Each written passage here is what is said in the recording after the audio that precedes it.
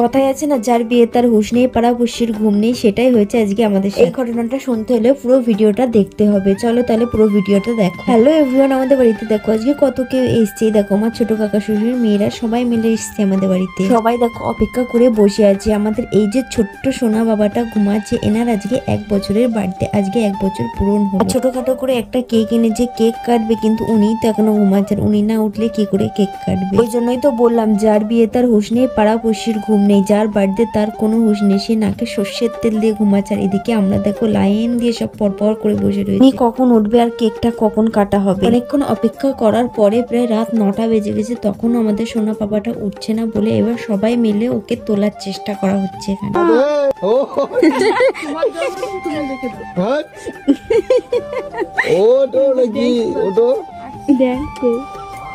বড় হলে দেখে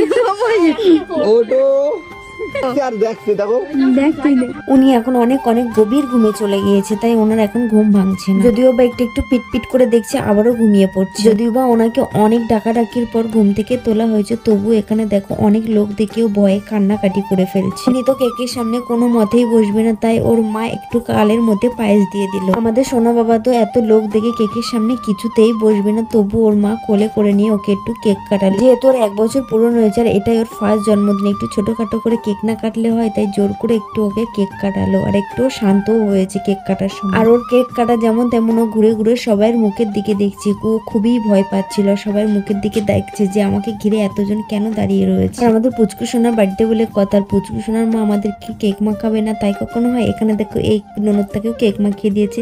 এই একটা ননদ পায়েস খাচ্ছে, আর এটা হলো নন্দা, এটা হলো পিসি শাশুড়ি, আর এটা হলো কাকি শাশুড়ি, আর এটা হলো আরেকটা ননদ।